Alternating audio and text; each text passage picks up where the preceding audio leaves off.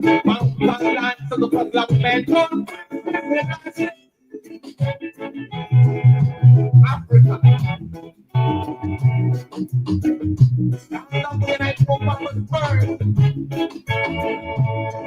we say, people, black are like to the place.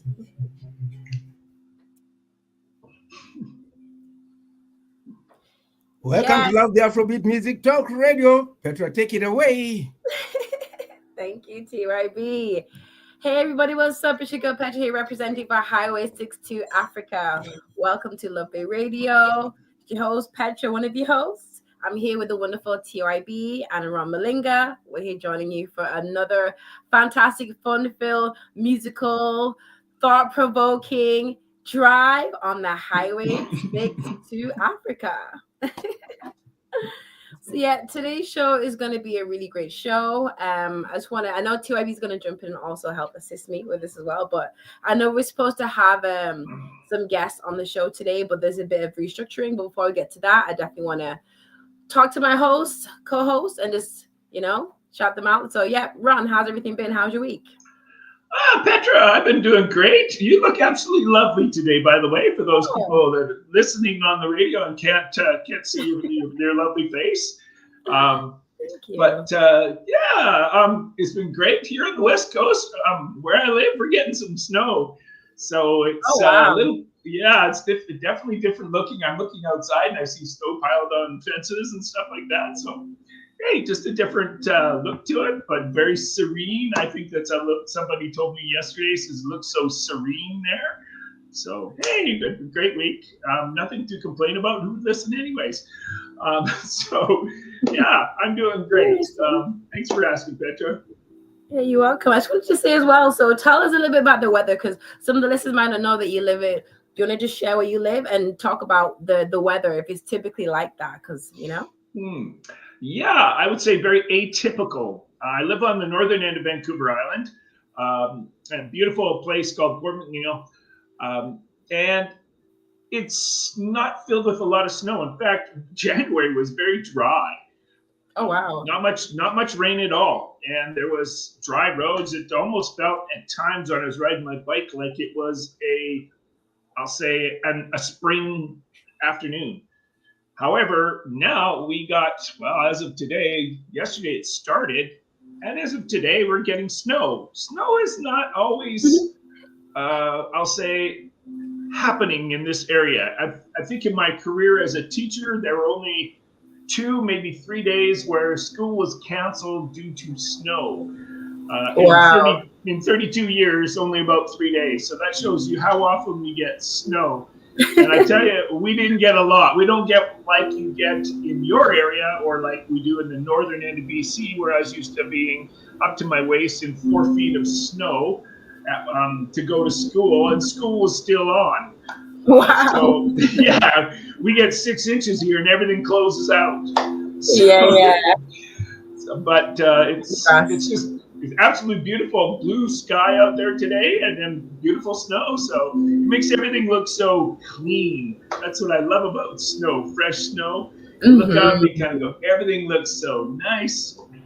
Yeah, tranquil, serene, whichever words or adjectives you'd like to use to describe it. I'd say that's how it is. It's not common, but we appreciate it just because it's different. Yeah, exactly. That's awesome. We got to take some pictures. Sure.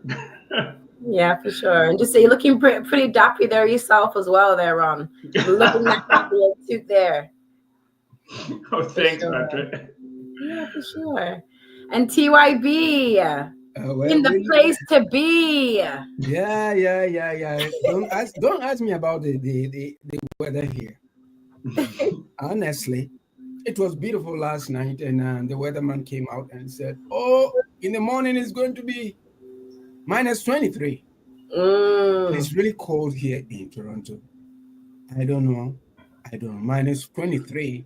Right now it's minus 10 degrees Celsius, and it's not, it's not pretty out here. But all the same, the week has been great, and, we look forward towards a very great conversation. By the way, we had 2 scheduled artists, and for some reason, for personal, I'm sorry, for some emergency reasons, they are not able to join with us. But as usual, we have so many things to discuss. I love here on Highway 6 to Africa. We are not short of conversations. So, you know what? Here we are.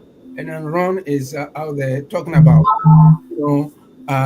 snow, no, rain in January. Never seen January snow in Southern Ontario. You are lucky where you are. I love Vancouver, though.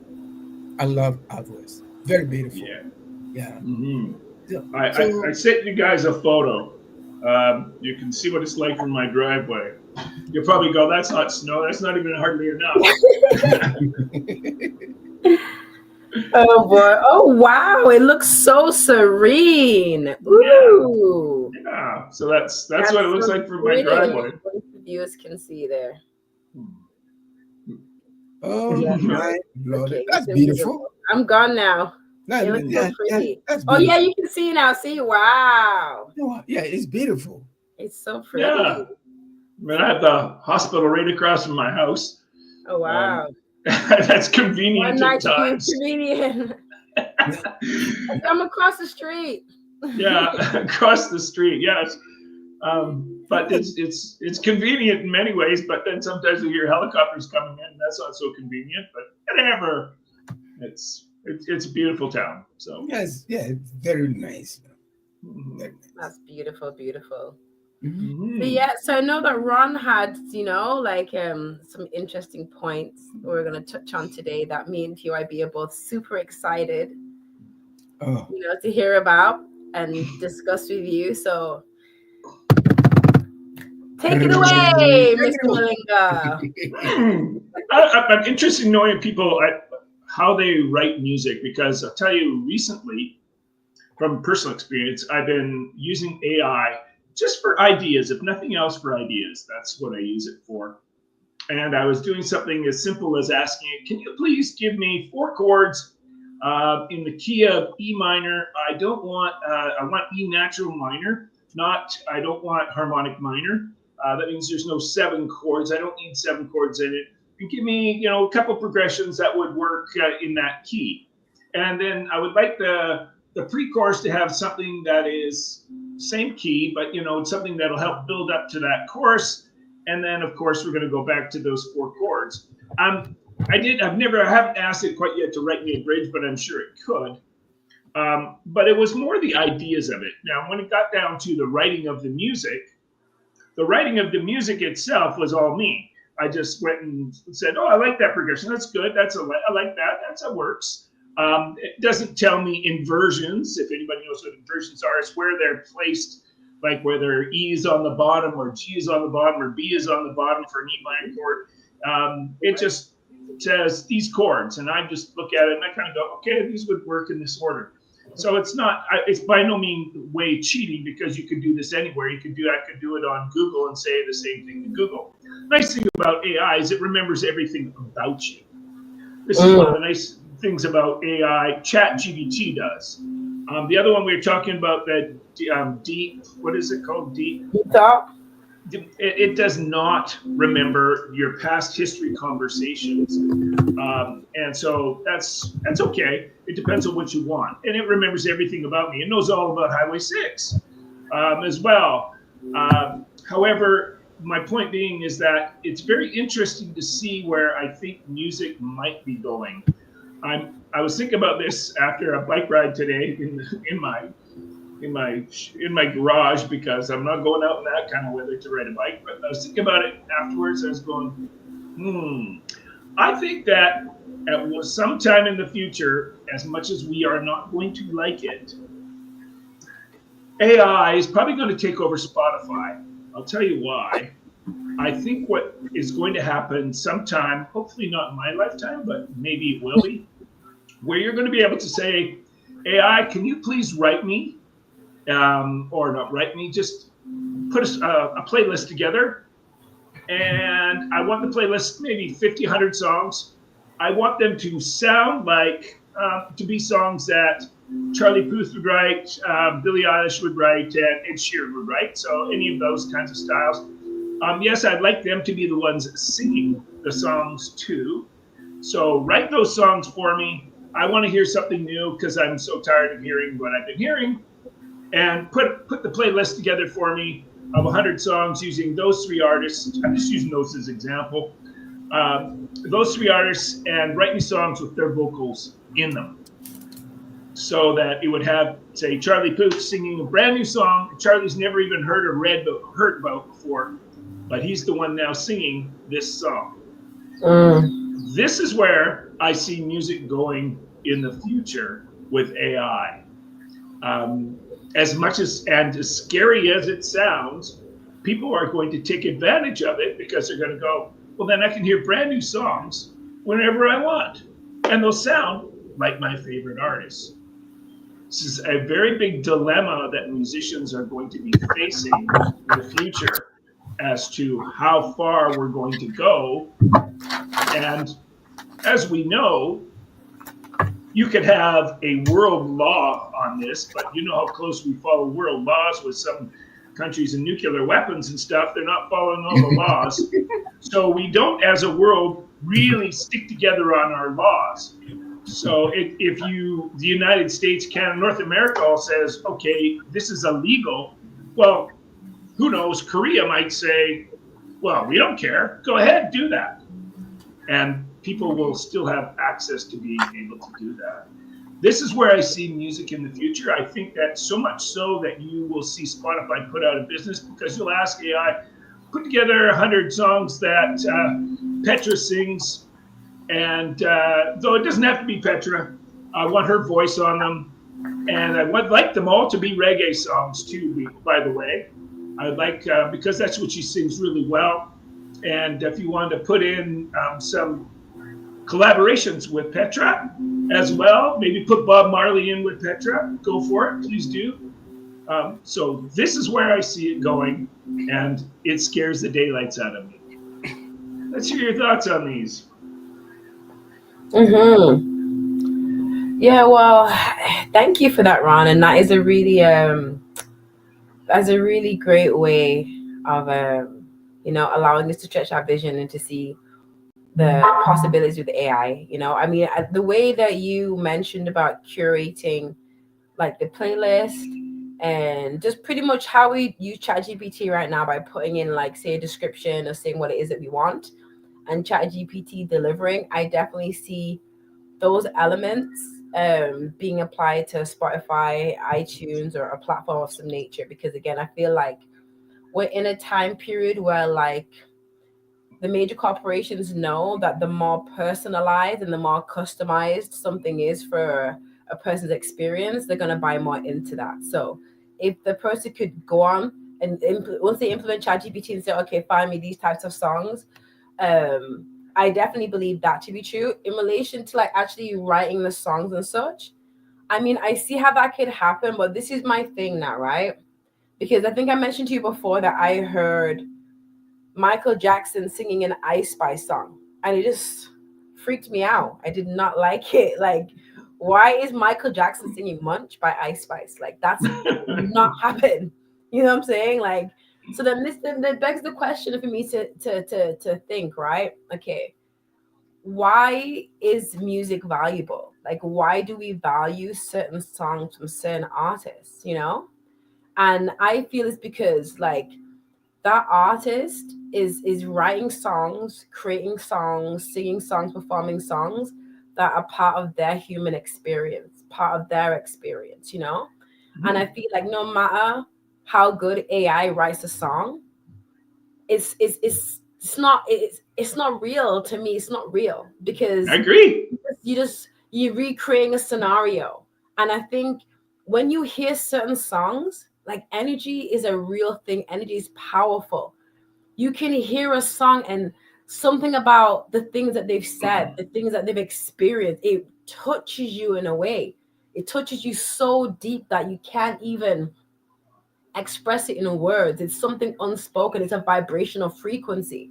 So to me, it's like, I don't believe, irregardless of how great the production is or how great the writing is, or even having, like, my favorite singer sing that song, it's not, for me, it's not a genuine experience. It's not a genuine piece of art. Like, I believe what makes a song valuable is that person, like you mentioned, like having like a Ken Booth, or having somebody, having AI just create a song that that artist has never heard of, right? But at the same time, it's like, okay, people might be excited to hear a new song by that artist, but again, if that artist hasn't really written a song, isn't really singing it, isn't promoting it, how much weight is that really going to hold? And if that artist is not even endorsing that song or endorsing that sound, like, will people still rush? Like, people might rush to hear it one or two times, but then it's like, what about when it's time for that artist to perform that song in public?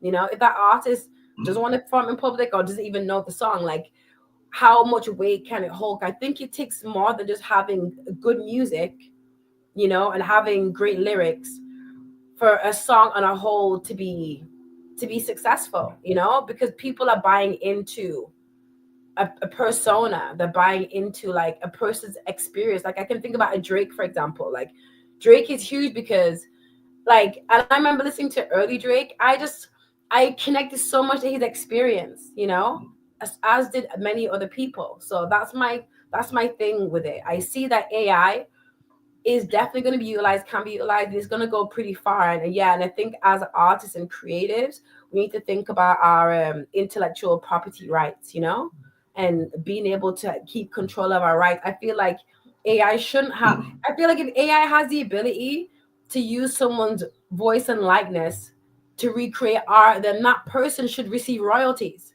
They need to receive royalties. They need to change the law that these arts, whoever, they're getting royalties every time a person uses their likeness or their image. That only makes sense.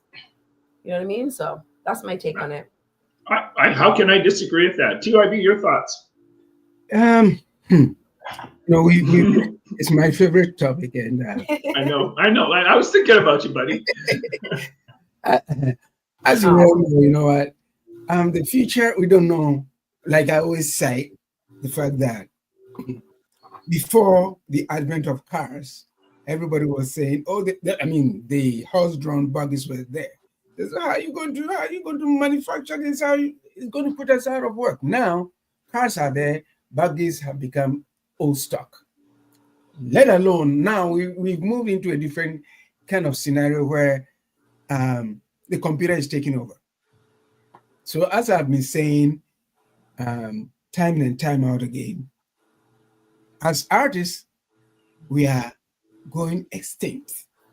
Because you see, if just like how Ron and Petra you indicated, now we have to look at how artists are going to make money in the first place. Who is going to write those things, right? Is AI going to write it? Are government going to back it up? You see, every industry is at a position where we are all looking at over our shoulders to see where everything is going to go. Lawyers are going to do. We see it, right? People write dissertations on their doctorate or what have you, going through AI. See, and when it comes to us as artists, if I say, okay, I want Ron's voice or Petra's voice on a recording, the whole thing is that there has to be something written in stone. The moment that I know that I use Petra's voice, royalties, right there. But is everything going to be on the same playing field? This is where those who are not, say, in the uppity kind of markets like on SOCAN and all these other places where they collect royalties and no, those are established. What about the other countries where they don't have that? Because I can tell you, a lot of artists don't know that there are publishing houses out there, royalty collection are collecting avenues that they can make money, right? So in a way, if I look at it, if it's going to be universal, then artists may gain in terms of making money. But on the broader spectrum, I think we haven't seen where things are going to go, because Elon Musk is telling us that by 2030, 35 years from now, AI is going to take over a whole lot of being as a society, So when it comes to the general overview as how we are going to get into this, I think we don't know where we are heading to right now. That's why I take it right. Yeah, and that's exactly why I brought this up, because it makes me wonder. We're only, we're not a lot very far into AI. If you think about it towards the music industry. So my feeling about this is, if you watch some of the movies where that's in there, I mean, some people will say, I mean, this is fictional, that AI will take over the world, and maybe it will one day. Hopefully not. However, I think that, and I agree, Petra. How can I disagree with you saying that if your voice gets used on a song, then you should be reimbursed something for that right away? Absolutely, and how could I ever disagree with that? However, as I think TYB, you sent me something where they were interviewing the CEO for Spotify. Yes. And it comes out to that the people, most of us, on average, per month, are making somewhere near $12 a month or $12 a year, something like that. You're muted, Ron. Oh, am I? Sorry. Just a sec here. No, I'm not. Yeah, you are now. Yeah, you're good now. Yeah, good. Okay. I don't know if we caught that, but the fact that it's just the fact that Spotify now pays such a minimal amount to artists that are getting played every single day. So my question about that is, how is AI going to have any soft heart in regard to playing your songs? I don't think so. I think it's going to have as a, how should we say, a really not mean, but I don't care. Here's the song, Petra. You can use Petra's voice all you want. We're not going to pay for it. I'm playing the devil's advocate a bit, but I'm curious to know where this is going. Well, let me jump in here. Like with respect to the Spotify boss, he was saying just the top 1% are making money of it. Just at the top, little tiny, and he didn't give any specific. No, he was praised, but the thing is that he didn't. So what about let's say even if it's 1%, what about the 99%? It means if people, I know I've met a couple of people who are saying, "Oh, my music is on Spotify." It's nice to hear that, but how much are you making there? Exactly. Yeah, 50,000, and you get $12. Meanwhile, Spotify is breaking in billions. Exactly. Right. So just like I agree with you, Ron, it will get to a point where everything must come down, right? And whatever goes up must have to come down, because artists haven't benefited from all these big companies. So if AI is going to take care and reimburse artists directly, I'm all for it. Because as soon as I use Petra's voice or your voice, there has to be a mechanism where I say, okay, now you are going to make money. And that is I think that will be the beauty of it. But are we going to be able to see that? You know. Who's making the money? Does is AI making the money? Because AI is probably not making the money. It'll be going, I don't have a cent. Who am I going to pay? Now let's look at that songwriting. In that kind of context, do you think somewhere down the line, if I want to write about love me only, AI write the title is going to be Love Me Only. Ron, you write the same thing. Petra writes the same thing. Is that going to be a point in time where lyrics are going to sound the same? I could think of probably a dozen different melodies that would go with that. Um, Mm-hmm. you know, they could all be the same note. They could all be three different notes. But then, if you Um, come to look at it, I think there's been so many lawsuits. There are some precedents out there where um, artists are saying, "Oh, that one copied my song. Look at my lyrics." Mm. Been litigated in the courts, right? mhm. So Yeah. we have to factor in all these because who wrote it first? Who approved Mm-hmm. it? Who didn't approve it? What? So there's a lot of Oh, things behind the scenes that we haven't seen. Yeah, go ahead. and another thing too, who owns the song? Because if ChatGPT wrote the song, is it really your song? Or does Ah, ChatGPT own the rights to the song? You know, all of those things. If you say, "Oh, ChatGPT help me," so then you have to gonna give ChatGPT your royalties for songwriting. That's who the songwriter is. It's not you. So there's all these things that come into play. It makes it very sticky when it comes to music. You know? Yeah, I agree. I mean, it's just where are we going to be going in the future with music? We have enough problems even today with copyrights. Can you imagine the copyright problems in the future if Uh, AI starts writing the songs for us exactly. and starts using our voices? And because I think it's only going to get better at yeah. sticking the voices in to songs. And as soon as it's got a grip on that, then it can use anybody's voice on any song. You could start having Mariah Carey singing a Beatles song, uh, and sounding probably just as good as Mariah has ever sounded. Um, I see this being where we're going to go.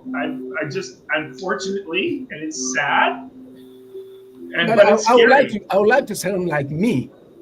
I Of don't want to course. sound like that person because if I just like how we've had some artists here and then they say, oh, I want to be like that person. No, you don't want to be like that. There's only that one of that person.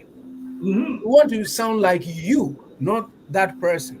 So in that particular case, right now, as with this conversation, what we are looking at is with Michael Jackson's name has come in, and the Beatles have come in, right? Who are they? Why not Ron? Why not Petra? Mm-hmm. Mm-hmm. Right? So are we going to be mimicking the voices of those who have made it? Or if I haven't made it, am I going to mimic the voice of Burner Boy? Or Mm. what is it? Exactly. What Mm-hmm. is it? So, I mean, if we use that, should we use them as yardsticks to measure who we are? So as to get paid or not get paid, as proposed by AI? That's a whole lot of questions. That's why I love this topic. Mm-hmm, mm-hmm. Yeah, no, you're asking some really like good questions, TYB. You know, and like what came to mind too is in relation to like some of the things you're mentioning in relation to like us mimicking these artists who are successful. You know, like what equates to success. It kind of goes back to my point, like why do we value these artists? Like why is a song by Burna Boy something we like? Why would a Mariah Carey singing a Beatles song? Like Mm, it's because we value these people. We don't Mm-hmm. necessarily value the song, you know? Is the person that's connected to the song, but then it's like who makes the person successful? Is it the music? Is it the artists themselves, or is it the corporations pouring all this money into them to make them into this figure that people look up to? You know what I'm saying? mhm. So there's all of those things that come into play to really figure out like what how and why do we value music the way we value music, you know? Right now, the age of celebrityism is dying. People don't really care about celebrities how they used to in the 80s and the 90s. You know what I'm saying? Yeah, Like yeah. movie Mm-hmm. stars and like actresses and actors and famous singers. Like honestly, I miss the days when it's like I loved a Michael Jackson or a Janet Jackson of that time period or an Mm-hmm. Elvis, because it's like they weren't an artist that came on the scene, were around for 3-4 years and disappeared. Like they were Mm-hmm. holding that spot for decades. They were in that spot for decades. But it's like we value them, but do we value them because they were put in our face and that's who that's who we had. Back in those days, it wasn't so easy for people to come out there and be an artist and do music. You need to have the money to support your career, like a Stevie Wonder, you know what I'm saying? Like a Jackson 5, like at those times, like to make a song cost thousands of dollars, where now you can record a song literally on your phone. Like, this is your studio. You can go into your bathroom with your microphone and your pillows to block out the sound, and you can record an album, an EP, and that could go viral, So all of these things come into play, which I think is going to connect to the music. Like, that's really what it's going to boil down to. I think it's people that makes a song valuable, It's we hold the real power, but it's really sad that these major corporations are trying to trick us into thinking that technology holds the power, and they're trying to make us look this way, when really and truthfully the power is within us. We are the ones that make something valuable, because without people, what is AI? It's just there. AI is still a tool, but I feel like society wants us to look at AI as being the ultimate. The only one ultimate is God. So yeah, I'm done. Oh, hey, it's you know what? Yeah, people. I mean, social media has turned out. I mean, it's made people celebrities overnight, as opposed to back in the day. You have to be in Hollywood, or you have to be in Motown, or you have to be in New York to be. No, people sit in their homes and they become celebrities overnight. Just like Petra, to add to what you say, your cell phone, you can just do that in your own home and then shoot a music video for yourself and to yourself. And if you get a lot of people following you, you've made it. Right? So to buttress what you're saying, yeah, celebrated them and the Hollywood kind of thing is no longer there. So if we take the music industry, for instance, are we heading towards that kind of era? I would say yes, because if you watch Christmas time, this is the second time that I've heard it. There are these young kids from, I think, rural Kenya in some village who were singing Feliz Navidad. They were, maybe some of them had some teens, and one was a drummer, the other was improvised something, and then somebody shot actually the video, and these kids are like they are doing a music video right there. So at the end of the day, if we come to look at the whole scenario, I think that era is gone. AI is taking over, but so there are some pitfalls. There are some great things about AI. I mean, with respect to our music, but there are some pitfalls that has got to be ironed out before we roll out the whole thing. Are we going to be able to collect royalties? Is it going to be beneficial for people who are playing music, live music? Because I can foresee live music coming back.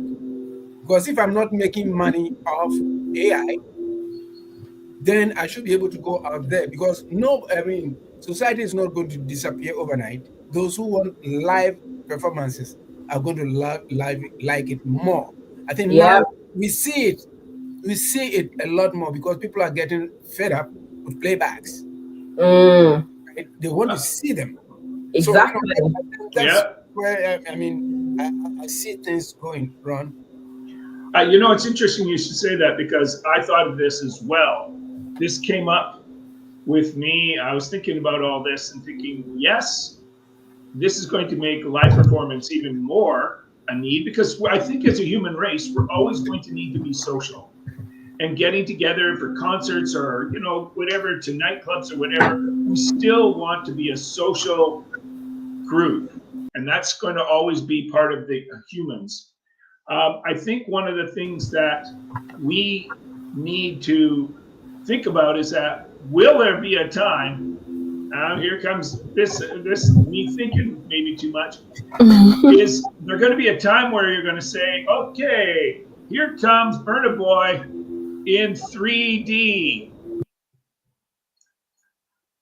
So I'm wondering if the day that, and well, it really isn't Burna Boy, but it's him performing to you in 3D, as close to 3D as you can get looking at it. Now I hear 4D. I'm not even sure what that means, but exactly. However, are we going to be going to a concert with Burna Boy being played in 18 different places at once? They did that already with Tupac back in the day. So they already had a holographic image of Tupac performing, Fair enough. unreleased Yeah. songs. And that was maybe that was a long time ago, even a decade ago. And I know that during COVID, they were trying to do that with Selena. I think it was Selena Gomez or Ariana Grande. And I don't know if it was Travis Scott or one of those, where they wanted people to buy tickets. And I think it was not Fortnite, it was the other one. Like one of those kids, Roblox. I think it was through Roblox or something of that nature. But to me, again, it's like, what gives these people value? Like, why is Selena Gomez or Ariana Grande versus someone else? Is it the image, the likeness of that individual, or is it the song? What is it that people value? Is it who do they value? And again, like, who's making us think that these people, should be somebody we run to? It's just honestly, like, there's so many layers to it. Yeah, there is. And I'm hoping that what this might do, I'm going to say that I hope it makes us almost go backwards a bit to the days of seeing real musicians playing real songs again. Or how should I say, it's just us having people that are actually playing the song to show our skills, what we've done to move ourselves in a direction where it looks like people are still playing, at least. Because I think, to me, I value the musicians who actually walk on stage and can actually play an instrument, rather than those that walk on stage and I don't even know where they got the song from. So I would love to have seen Michael Jackson live, because there's something about seeing him and with the musicians he had with Soft Shoe Moffat on drums.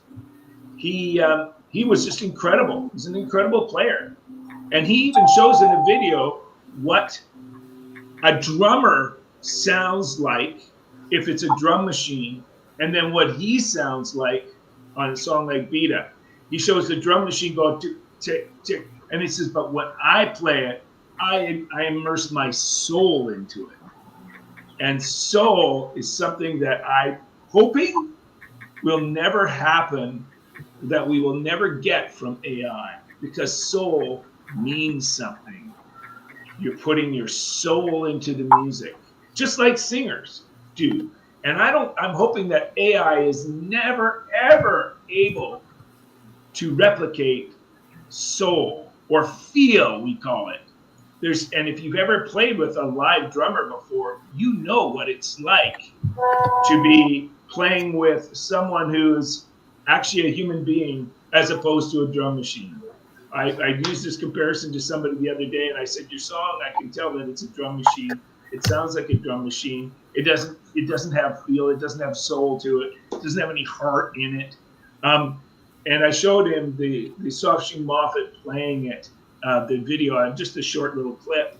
I said, this is the difference between a human and a drum machine. And I'm hoping that a human will never be replaced to that extent, because there's something about it that when you hear Soft Shoe Moffat play Billie Jean, you just see him playing with so much, I can't say it any other, so much feel, and he's like just smacking the snare. Like, we're not talking just sort of a tight light tap. He even said, this is what it sounds like if you're a drum machine. Perfectly in time, sounds good. But here's what it's like when I play it. Mm-hmm. Night and day difference. So I'm looking at it from another angle.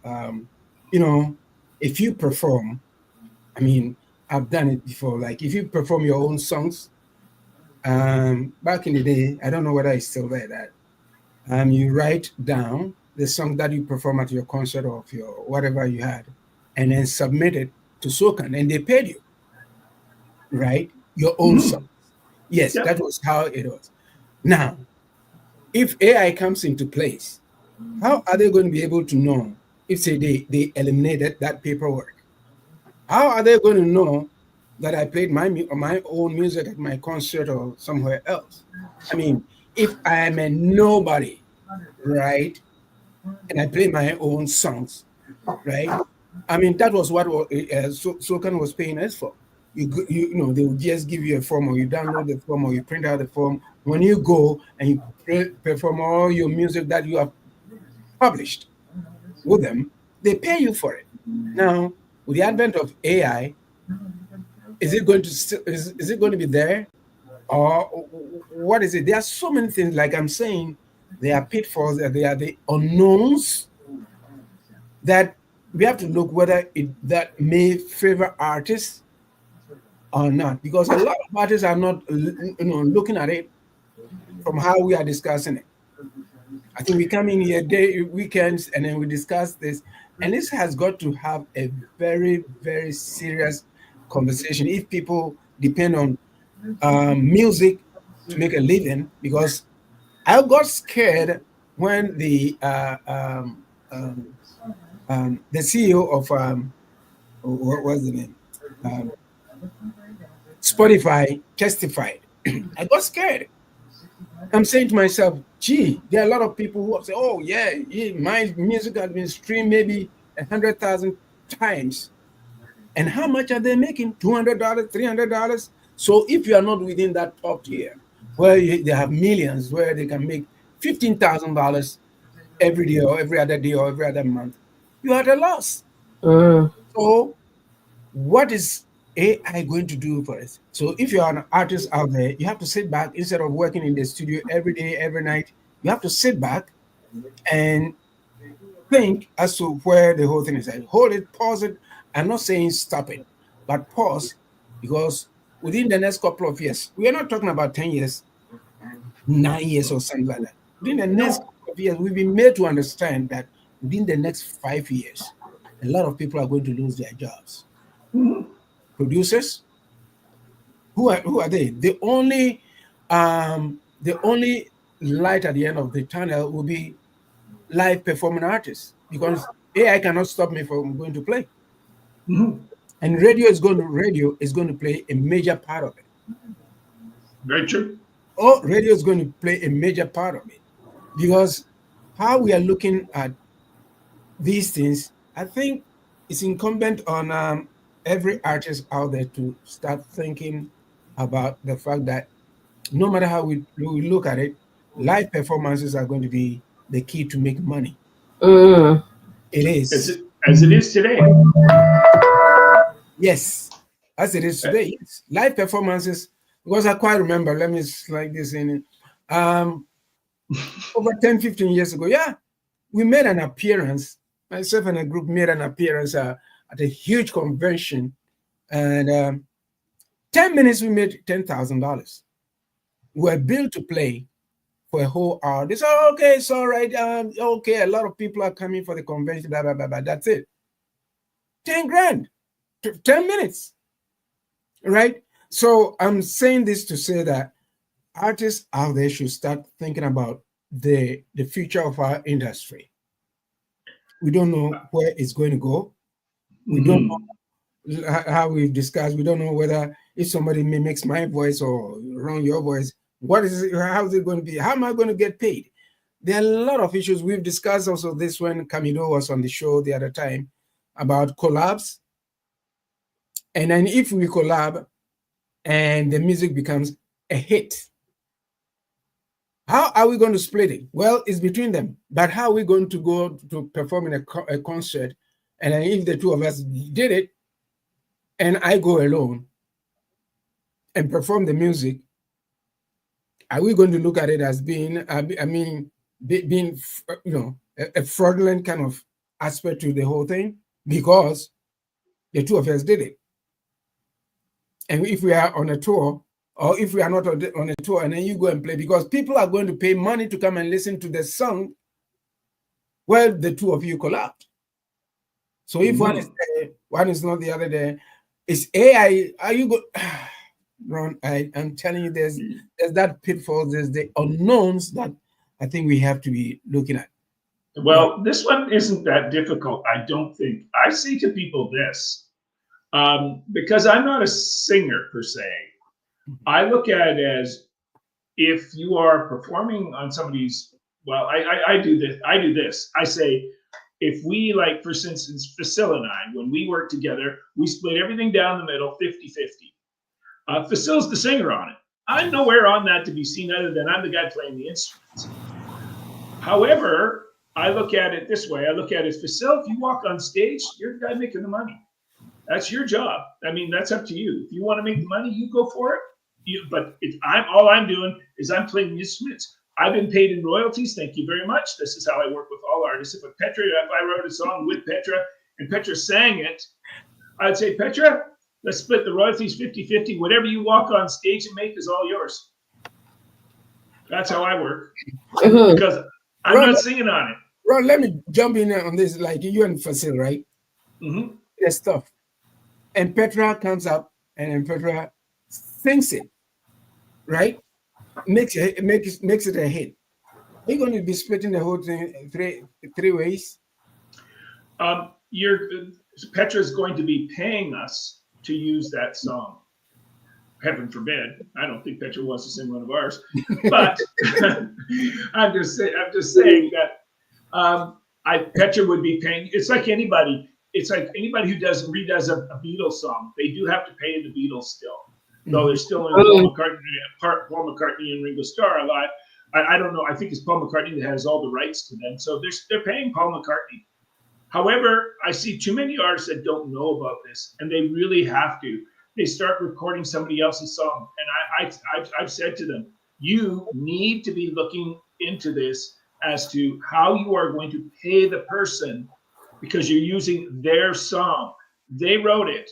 And so you owe them to do this.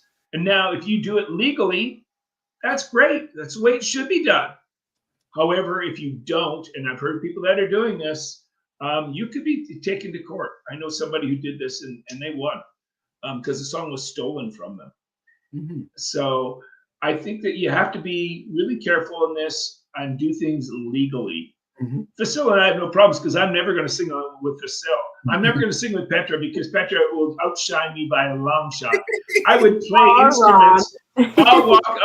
I'll walk on stage and play with the musicians on the stage behind you, so we can look at your behind. No, I'm kidding. So we can just be backing you up. But you are the lady who's going to be paying us to walk on stage. But you are the one that's going to be making the big money on it. Mm-hmm. Because you're the star, as it should be. And this is the way it's done. I've backed up people before. They said, here's your check. Thank you. And they make more than I do. And I don't care. I didn't sing a lot in this. I did some backup. So what? You're the main guy. It's your money. You paid me. I agreed to the contract. Mm-hmm. Thank you very much. And that's the way it's done. You can bet Taylor Swift, when she goes to concert, she's the one making lots of money. The musicians behind her have signed a contract that says we will perform with this many performances, or we will perform this many, whatever it is. Their agents and all that will all get involved. And then Petra will say, okay, the agreed price is you make $5,000 a night performing with me for every night that we perform. Whatever I make is none of your cotton picking business, and it doesn't matter. But I am going to pay you to play with me. And it's my song, so I better be making more than you guys, because you guys weren't even on the record. Mm-hmm. And that's how it works. Wow. However, there is this, though. I'll throw one little tinker toy in there. And that is, many groups today, which are called cover bands, I've heard many that even do tributes. Like, for instance, recently in our town, we had a band that was an AC/DC tribute band. And they came in and they did AC/DC songs. Were they paying, like, say, Love Bay, I know has to pay to places like SOCAN for the rights to use people's songs. And that's how Love Bay pays out artists. And SOCAN goes, okay, here, we'll give you your 3 cents for that time that Love Bay played the song. However, cover bands don't do this. They're supposed to. They're supposed to pay AC/DC, for instance, to do that. But they don't. But does AC/DC care? No. The reason why AC/DC doesn't care, they're going, Those are our songs. Hey, why don't you go back home and listen to our songs wherever you want, or buy our albums, because it's us. It's our songs. I saw one group do Van Halen. He did the solo to Eruption. Incredibly, just like almost note for note what Eddie Van Halen's playing. Eddie probably went, good, thank you. Hey, that's great. I take that as a compliment. And furthermore, people might go and listen to Van Halen now instead. And that's how it, so they don't mind cover bands. They really don't. And that's how lots of groups learn. But they've made They it. learn how to, They don't care because they've already made it.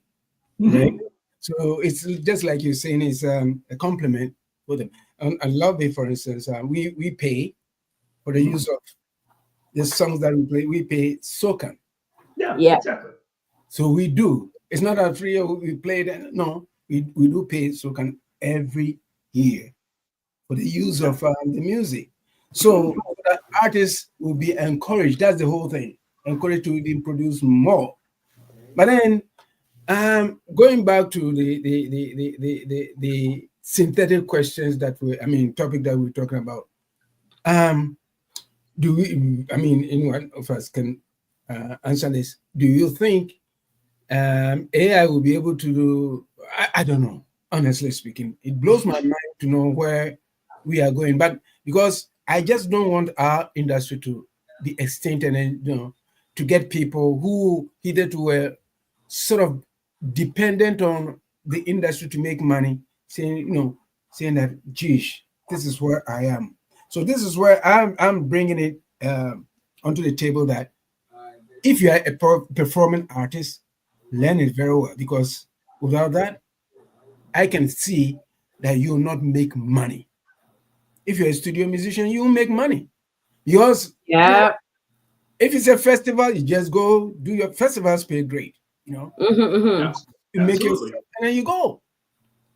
Other than that, if you're going to be dependent on doing your studio work and then just putting it out there, and try to tell you what, it's going to be very bleak for you. It is. Yeah. Looking at COVID, during the COVID time, for instance, where they are not going to perform, a lot of them lost a lot of money. All that they did was to stay home and then write. And right now, there's a glut of music in the system. Everybody's releasing stuff, music and stuff like that. And which ones are being noted? I think if you have to go out there to perform, that is the future. We are back to the future. Yes. Thank you, TYB. Yeah, I agree. Yeah, for sure. I totally agree with you. And I think I just see that on a whole. I see that because society is pushing technological advancements very aggressively, that by nature, we're going with it to a degree, but not wholeheartedly. Look at our food, for example. There's a big outcry right now where I don't know what happened, from the 50s and 60s to then it becoming where families ate around the table, they ate home cooked meals, and then all of a sudden you have this insurgence of processed food, the easy to make ready-made meal, and that plagued our societies for the past 30, 40, 50 years. But right now, the world's we're done with this. I'm tired of looking at something and seeing 20 different ingredients I can't pronounce. I heard that red dye 40 has been banned in the US now. You know what I'm saying? Things like that. People are eating more natural, eating healthier, But right now, we're no more the dumb masses, as much as they wanted to dumb down society with advancements like social media, TikTok especially, when they create these platforms, which I think, to a degree was for surveillance. Okay. They had no idea and didn't realize that, while you guys create this platform with your agenda, God had a whole different agenda. People have used platforms like TikTok, Instagram, Facebook for views, for connection, for collaboration, to make money, So I feel it's the same thing with AI in music. I mean, as much as they want to use AI to take over everything, there's no music without people. People crave live performances. Correct. We all agree. And I think COVID especially has heightened that. It's like with COVID, now we're in post-COVID, and I think people haven't been locked up in their houses for so long. We're like, oh my gosh, I really love and I miss interaction with another human being. One of the most frustrating things during COVID was that I think I ordered something and I never got one of my packages. I couldn't even get in contact with the company because it was all like voice automated. It was like I couldn't talk to a real human. It's so frustrating, So I see society going in one way, but I still see us as people still fighting back. I still think we have a chance. In all of this, I'm hoping that people maybe are taking one thing into or learning from this. I hope that they learn from this, and that is, one is always work towards being a musician rather than a technician. We need people. We are going to want people on stage to be live performers, people to play an instrument. This girl that I've been working with, this lady I've been working with lately, she's learning guitar. And I said, good for you. That's great, because it gives you something else. If you watch any artist that is an artist, like the best producers in the world even, are musicians too. I mean, Quincy Jones, how many albums did he put out by himself? I mean, look at David Foster, plays incredibly good piano. He reads music. I say, good for you. I mean, not good for him. He doesn't even need to say that. But it's they're musicians too. They're not technicians. Folks, we need more people like the Petras with their beautiful voice to be singing. Now, if you're a singer, that's great. However, it's nice to be able to have an instrument to play with. It helps you for your writing process. You can play the guitar, then it helps to learn. You can throw in your chords and you can say, hey, this song works. Or if you can play the piano or something, the piano and guitar are two that I say that if you're going to play instruments, those two will play any song almost that you want to learn and help you write your own songs. So I say, people, rather than going with this AI stuff and hoping that it's going to write you that great song one day that you just have to sing on, why don't you? Because it's sure going to be nice if you can go on the stage and go, here, I'm going to play this song for you. And you can do it whether you have a piano in front of you or guitar in front of you. Lots of artists will go, like Sarah McLachlan sometimes just sits with a piano, though the whole band recorded the song. She'll just sit there and play on the piano, because she's a great pianist, and she'll play on the piano by herself. And she can hold the whole show down just by playing her instrument and not having the musicians behind, because she turns them into what we call an acoustic version. And I say, folks, do that. Learn instruments. It's the best thing that will ever happen to you as a musician if you want to be a musician. So there's my teacher coming through. Yes, Mr. Malinga. I was going to say that. I know. But it's just, to me, it's like, that's how you get better. That's how you get to write those great songs. The people that write them, the best writers in the world, are instrument players and singers. They use that natural acoustic sound that those instruments have. And AI will never be able to replace you as a human being. I'm sorry to say. No, I'm not even sorry to say that. I'm glad I'm saying that. It's true. AI won't replace you as a human being. It's got its limits. Yeah. It's got that limit. So I mean, on that score, you know what? That's the part where I'm so happy that, you know what, live performances. That's one window that I'm looking at, because there's got a period of time where certain people are going to be saying, "Oh, I don't want to sound like Petraa. I want to sound like me. So if I have to go out there and then play, no, I don't want any trouble." And who are the people who are going to be benefiting from it? The lawyers, the AI lawyers. So you know what? So I mean, it's got the uncharted waters aspect of it, but just like I think Petraa said it, Ron, you said it, you cannot wipe out society. You cannot wipe out the people who are so bent on. There are so many people. If you tell them that, oh, you're going to listen to this, oh, let's go and watch. Look at Taylor Swift. She was here. She was in Toronto for how long? For a long time. Six nights. 6 nights. Sold out. Sold out every single one in minutes. Sold out. She made a lot of money. So this tells us that there's a light at the end of the tunnel. And if you are going to be relying on Spotify, forget it. If you are relying on those streaming services that will be giving you money, forget it. Because those who have made it have made it. Just like Ron said, hey, Eddie Van Halen doesn't give a damn if you're a cover band. Just play it. How much does he want to, he has it. So he doesn't care how much you use it, but it's about you thinking about where you want to go as a young artist, what you want to do. Are you going to be, it's going to be airtime, popularizing yourself on social media and going out there to perform, because you can perform for 2 hours and people are sitting down listening to you on. No, people want to go out there to see the dancing, the sweat, the what have you out there. They want to do that. So that is one thing at the end of the tunnel. But if people are going to rely on Spotify and the others, hey, forget it.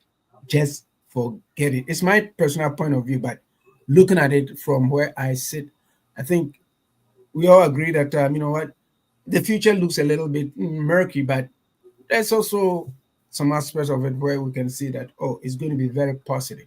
Being positive means going out there to perform. That's the future. Yeah. Period.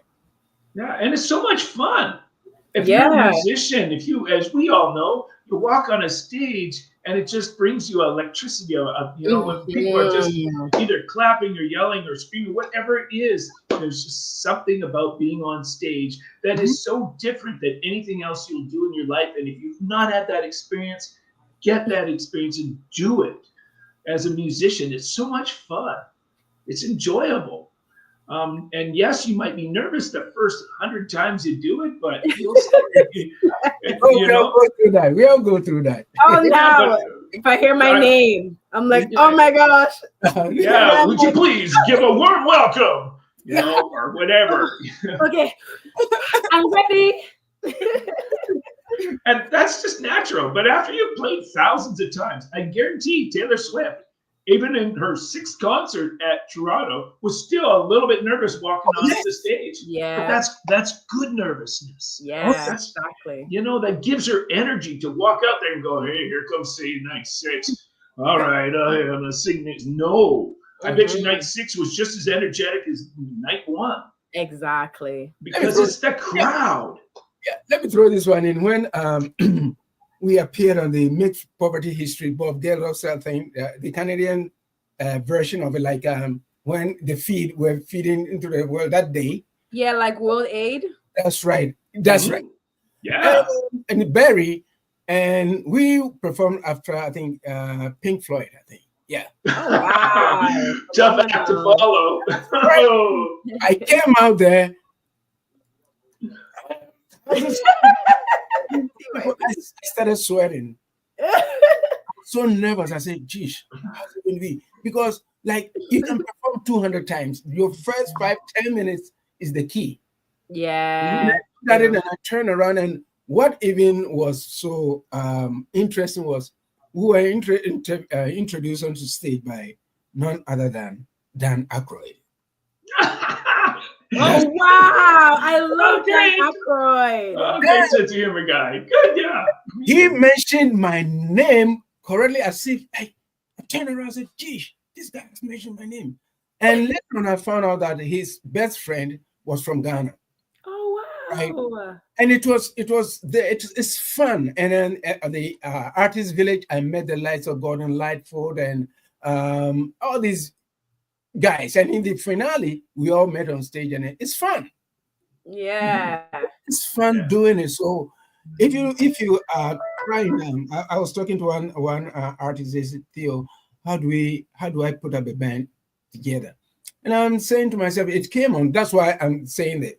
I said, well, you have to get people who think like you, people who are not think that, we are going to make be successful overnight. If you find those people, just say, sit back.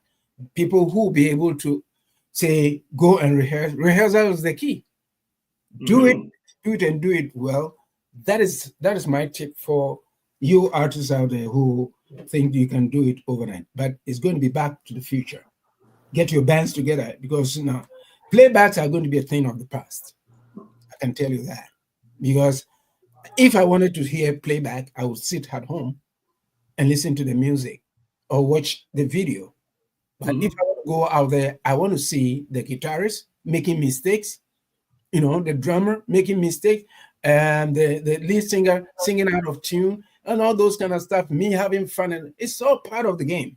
It's all part of the excitement. So, get prepared, AI or no AI, we are going to move forward. And then this industry is going to be there. That's all I can say. And I'm so excited as discussing this, Petra. Yeah, no, most definitely. I totally agree with you. Like that. There's nothing, that's what I'm saying. Like AI doesn't compare to the human experience, And it's one thing that unites and connects all of us, whether it's through the music, through art, through whatever medium. We're connected through the human experience, not the AI experience. And that could never be duplicated. So, most Perfect, definitely. Petra. Well said. Yep. Yes. So, any final thoughts, guys? Ron, any final thoughts before we peel out of the highway and we pull off to a pit stop? Woo! I love it. Oh, I could just say it's been good talking with you. I want to say hello to hospital patients, shut-ins, and those who are stuck in their home today. I hope you've had a good time with us here. Hope you enjoyed it. Thank you, Ron. Well, I always want. I'm always praying that Saturday 4:00 will come, and then artist or no artist, guest or no guest, we have a lot to talk about, because all of us belong to one, industry, and that's the music industry. And then what, we traverse and come up with so many topics that are very important to our industry. If I say our industry, you who's an artist, even if you are not an artist or a supporter of this industry, we bring out so many great topics that what, it's so beneficial, so wonderful. Any Saturday at 4 p.m., I'm so happy to be here. And you know what, AI is always going to be on our lips on this program. Petra? Most definitely. And I just want to say it's been a fantastic show as always. We get to see some amazing sights, meet some amazing people as we're speeding through on this Highway 6 to Africa. And definitely shout out again to our guest that was supposed to be here. I know it was Wes Beasy and also DJ Little Bones, so definitely get with them again at another time. So also our thoughts and prayers are going out, I just want to mention those that were affected by the plane crash that happened in the US. So honestly, right now, the US is definitely taking a lot of hits right now, as are people all over the world. So we definitely want to send out our love and our prayers to everybody worldwide. Just stay safe, sending you guys lots of love and lots of light from Love Bay Radio. And you'll be able to join us here again next week on their Highway 6 with myself, Ron Malinga, TYB, and sending lots of love again from the Love Bay family. Bye, Love Bay family. Take care, everyone.